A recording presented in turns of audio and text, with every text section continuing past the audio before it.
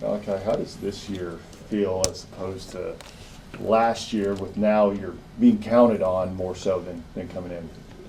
Yeah, it's definitely a little different. It's a new adjustment for me, but I like to accept the challenge. I think this is where it really builds your character, and I think it really pushes me to be my best self every day. So just being in this new position, it's really propelled me in a lot of different ways. What do you think going through that draft process did for you as a player? I think it really just showed me a lot of new key aspects of the game. Being around those NBA offices, being around all the talented people I was with, I was able to learn a lot, and I think going through that process was definitely beneficial for me because, at the end of the day, I decided to come back, and now I can bring what I learned in that process back to Kentucky and just add it all to my game. What was the feedback you got? Just that my body and my mind are my two strongest aspects, and once I can get those in shape, then I'll be in better shape for the rest. What did it feel like while you were going through the process, Pope said he could imagine you being an All-American and all these Kentucky fans saying, we need Malachi back, just, hearing all that, how that feel when you were going through this process, just hearing all the stuff back here? It felt great. I mean, being from Kentucky, I knew they're always going to take care of their own. And once I decided to come back, it got even better. And that just goes to show the kind of fan base we have around here. And it just goes to show that they love us like their own. So, what about that belief Pope has in you saying that he can imagine you being one of, if not the best big man in college basketball this coming season and an All-American? 100%. That was one of the main key things he kept pushing towards me as I was going through the process, was that he believes that I can be the best center in the country and be an All-American type big and, improve my stock in the process. So just hearing that and the way he threw me in the fire early last year really propelled me forward. And I think being able to come back and now he's holding me to a different standard, I think it's just making me so much better. Okay, because you were thrown into that fire, you had to grow probably quicker than you might have expected. But what does that do for your confidence level coming into this year? It does a lot. It just goes to show the kind of trust the coach has in me and the kind of trust my teammates have in me as well. Last year when I was thrown in the fire, a lot of guys were teaching me and kind of helping me in this process, but now I'm one of the returnees, so now I'm helping the new guys understand and helping them trust the process. You're an old guy. I wouldn't say old guy, but no, I'm definitely one of the more seasoned guys, even though I'm a sophomore. So, Yeah. Tell us about life in the lodge. What's it like, all you guys over there hanging out? I mean, it's awesome. I mean, it definitely gets a little loud because, everybody plays 2K. So, somebody make a 3 and wreck, and you just hear, boom, like you hear it all night long. So, but no, it's been good. Guys been playing pool, ping pong. We've been playing some video games together, just hanging out and kicking it. So, what already sticks out to you about this group on the court? Yeah, so I was able to host a lot of the guys on their visits in the spring, and I think what sticks out is just how easy we've gelled together and how quick we've gelled together. I think that's just a little bit different from last year. Last year we gelled, but I feel like we gelled at the wrong time, and I feel like it took us a little bit. But now with this group, I feel like we gelled pretty quick, and now we're getting to our new concepts, and we're understanding each other very well. So just having that happen right now instead of later in the season is definitely going to help us when the season comes around. Were you involved at all in any of the portal searches that Pope was going to? Did he come to you at all and say, hey, we're looking at these guys or anything like that? Did he have any of those conversations with you? A little bit. He would kind of just tell me, one of the main guys he kept me in contact with was Zoom Diallo. And, I had already known Zoom for a while. We had been in Adidas Euro Camp together and, being on the Adidas circuit. We've been good friends for a while and, we always wanted to play together. I mean, he ended up at Washington and I ended up here, but the stars aligned, and now he's here with me, and now I got my favorite point guard. So, how important is he going to be for not just yourself, but for everyone else on this team? Very important. He's a high assist rate guy, and he makes plays and he earns shots for his teammates. And he's a bully guard, so I think that also helps in the SEC as well. Being one of those bigger bully guards like you saw Ortega was last year, he was able to be so good because he was such a bully, and he was able to kind of muscle his way through the paint and really earn shots for everybody, earn shots for himself. So I think having a guy like Zoom like that as well, it's a recipe for success. You guys seem like a really long team. How does that play into your favor? It seems like from 1 through 5. Coach Mark Fox, the main key he's always processed to us on defense is that our strength is our length, and we have to use it to our advantage. And that's one of the key things we've been working on in the couple of days that we've been here, is just using our length to our advantage, because we might not be one of the bulkiest teams, but we are one of the longest teams. And having that kind of length can be real disruptive for other teams. Malachi, what I was going to ask was when Ortega went through this exact same process last year, I recall he came back and said that, when he was going through all of this, that Coach Pope kind of took a little bit of a hands-off approach because he knew how many things that Ortega was having to talk to. How similar was that to your experience? Was Coach Pope kind of hands off and said, hey, hit me up whenever, or were you just still in constant contact with him all the time through the process? Nah, it was kind of the same thing, a little bit hands off. He would call me, a couple of times, just wondering how everything's going. But he really did keep hands off, and he really just let me handle this on my own with me and my circle, me and my brother. And once it came time to the deadline, that's when he kind of started to call me and check in and see where my head's at, stuff like that. So it was definitely, I'm very grateful that he kind of let me enjoy that process, but having him reach out as soon as that deadline came back really helped as well. If you can recall from your freshman summer, what's something you feel now that's completely night and day with your game on court? I think my physicality's taken a big leap forward from last summer to this summer. I think having a full year of college hoops under my belt has really just shown me different strides. And I think just over my overall mentality as well. I think last year I kind of came in, being a kind of quiet freshman, making sure I learned everything and really just taking it in because, last year wasn't expecting to play as much as I did, but I knew if I just put my head down and worked, I knew I would get my opportunity. And then once I got that opportunity, I took it and I ran with it. And now that I'm here for year 2, it's time to take an even bigger leap forward. So, What's it like practicing with guys like Frank and Monsilovich and everything? What's practice been like with them? it's been great. It's been high energy, high intensity, and we've scrimmaged every day, and we got a little wins board. I'm on top, obviously, but we got a little wins board, and we're keeping track of wins, and we're tracking shots, and we're just competing. I think that's the best way to describe it. We're competing now, and we're gelling together real fast. How cool is it to see your position coach get the Bahamas head coaching job? Did he tell you all, what was that moment like when you all found out about it? He deserves it. I know how much he loves the Bahamas. He's always he came to me after he got the job, actually, and he was like, you want to get your citizenship in the Bahamas? But, he deserves it. He's a hard worker, and like I said, he's a high energy, high intensity guy, and he's going to work with some of the good NBA players. So he's gonna kill it. You mentioned your physicality. What's going on in the weight room here in the offseason with you? Have you changed it? Have you upped it? I mean, because you got more physical as the year went on last year, but what are you working on now? Just improving my body. I lost a good chunk of weight in the last month, so I could build it back up in good muscle, and that's kind of been the key factor these last couple weeks. And I'm just gonna keep following the same regimen that I have all the way until the season. Hopefully, I can really put it on. You lost weight toward the end of the season or this past month? This is probably April, after March Madness in the May. I lost I think 10 pounds. Were you trying to lose the weight? Or? Yeah, because I knew last year I was just trying to put on the weight and just become a little bit bigger, but I didn't put it on in the right ways. So after the season, I just decided that I was going to lose it, and now I'm going to put it back on in the right ways. Eating a lot?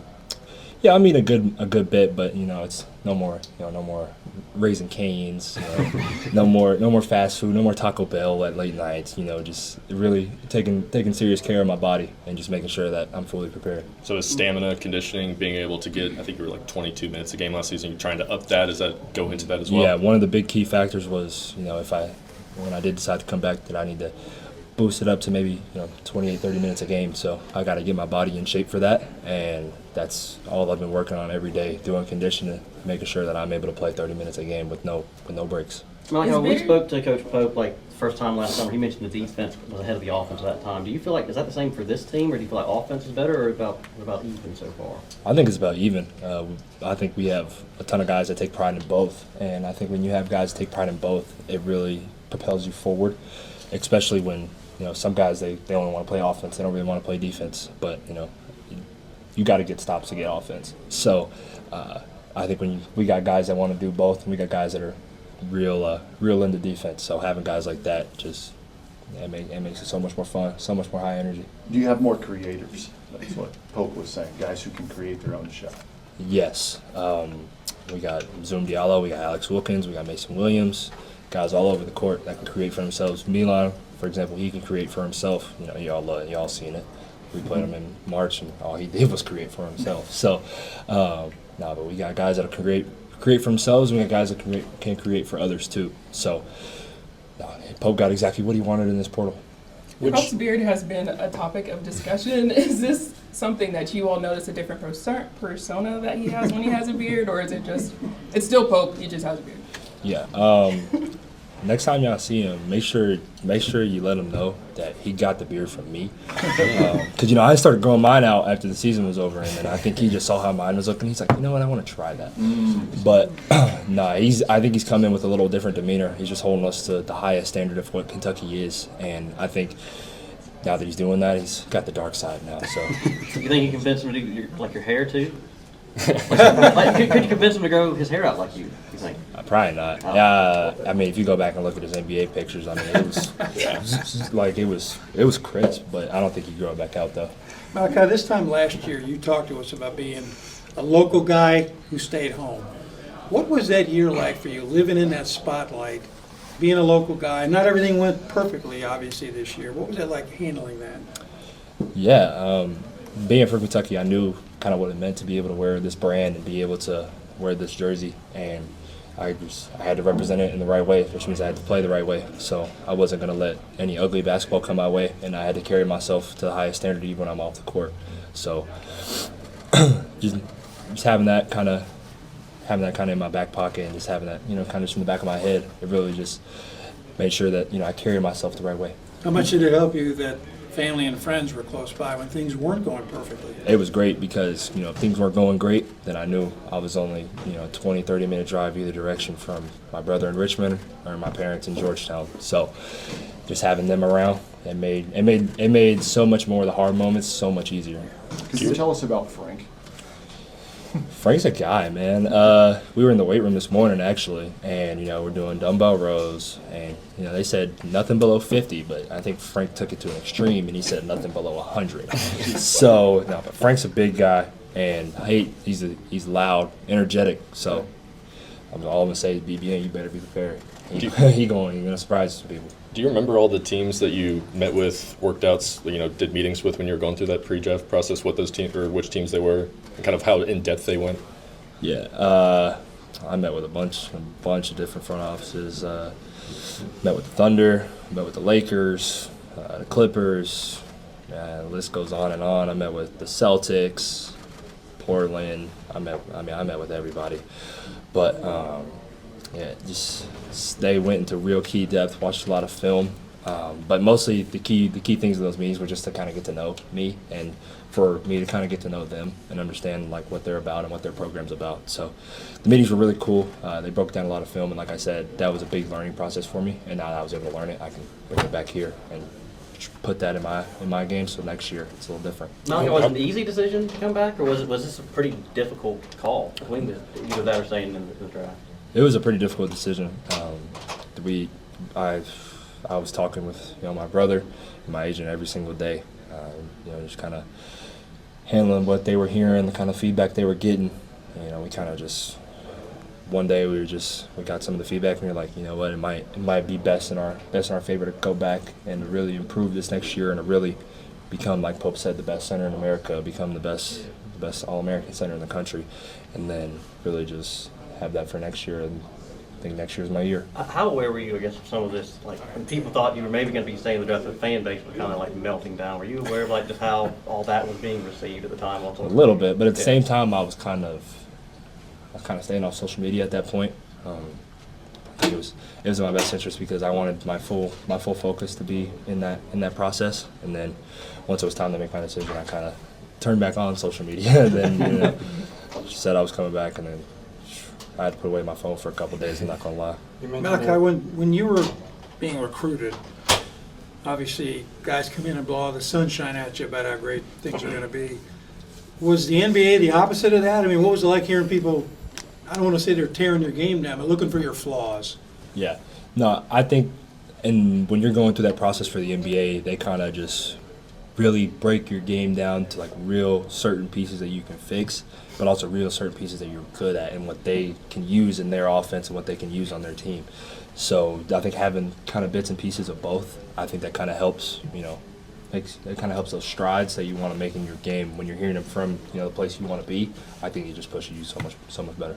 Did anything surprise you about the process? Yeah, at the Combine, it's only like 2 days of basketball, and then after that, meetings all day long. That was something that I've never seen before. And, it was crazy because they all had, it was a floor of just NBA offices, and I had never seen that before. So that was something new, and I think that was just one of the things that surprised me. I didn't realize like it was literally a whole floor dedicated to NBA offices just for those meetings. So You mentioned that this year's team is gelling well together already, but how weird is that dynamic that you're only one of 5 returners and some guys have gone off to other places, even matching up with Brandon Garrison in the SEC this year? Just how weird is that for you? definitely be a little weird because, that was my first year in college last year, and those were some of my best friends. So definitely be a little weird, seeing BG at Bama or Mo at LSU. Be weird seeing them in different colors, but at the end of the day, I wear Kentucky, they wear something else. They're not us, and gotta put them down. Has Michael been helping you with that 3-point shot? Yeah, yeah, not big time, but I got me a little jumper, so Okay. don't be surprised when I'm coming out in Rupp Arena, I'm knocking down some threes. But when I do, don't give the credit to Michael. No, but Malachi, with Zoom and Frank, have you kind of noticed there are times where you're like, you can tell these guys have been playing together before they got here? They Like, is just it more like of a- they're like the same demeanor. They're both loud, energetic. But I mean, they honestly go at it. Like we'll be in the weight room and they'll be like, "Come on, Zoom, come on, Frank," like things like that. And you can just tell like they already got that brotherly bond that you need. And I think having 2 guys like that on the team already is what made us gel so much quicker. We What talked was it about like you this- being a veteran sort of already. Is there any sort of like teachable moment you've already had with some of the new guys on the team or a guy who's coming that you could share with us where you just be like, this is how Pope wants it done, or this is how we want to do it? Yeah, Justin McBride actually came to me today at the end of practice. He was just like, how can I find my space, just like to where I can create for others or create for myself. And I was like, man, like sometimes I'm posting up on this side, you got to open catch on the other side, man. Stay shot ready, I'm gonna get it to you. Or sometimes when I spin baseline, you cut. I said if it's open, you take up all that space, but if it's not, stay out. You're gonna get an open shot. So What does that mean to you that guys like Justin, who's played college ball elsewhere, but they're coming to you just as a sophomore for advice on what they need to do? it means a lot. It just shows that they got a lot of trust in me, and they're just trying to learn as quickly as they can because we all want to play. So just having guys, I'm always here to help. Have you prepped any of them on how crazy BBN fans can be about them, how they're going to learn? I'm trying my best. I just told them, when Big Blue Madness comes around, just when you step out on that stage and they call your name, just take it all in because you don't get that anywhere else. Did you have any conversations with Cam at all, like when you all were in the offseason, just like, hey, if we come back, like this is kind of what we want to work on, like just with Cam in particular because he had the weird end to his season and I was kind of still trying to get back to where he was. Yeah. Did y'all have any conversations? Yeah, well, I mean, as returners, we talked a lot. Talked to that guy, especially Reese Potter. But no, we talked a lot and just kind of just saying, when we come back, we kind of gotta be the leaders of this team, and we gotta hold ourselves to a higher standard because they're gonna look up to us because we're the returners, we understand the system, and if they see us slouching, then they're gonna start slouching, but we can't do that. So we gotta hold ourselves to a higher standard, and we gotta push ourselves every day, so that way they push themselves. I know What was it like seeing Wildcats in the NBA Finals and knowing that you could possibly be there one day? I mean, it just goes to show Big Blue runs deep. I think we got the most players in the NBA right now. Got the most first-round draft picks, and I mean, Karl Anthony Towns just won a ring. I mean, it don't get much better than that.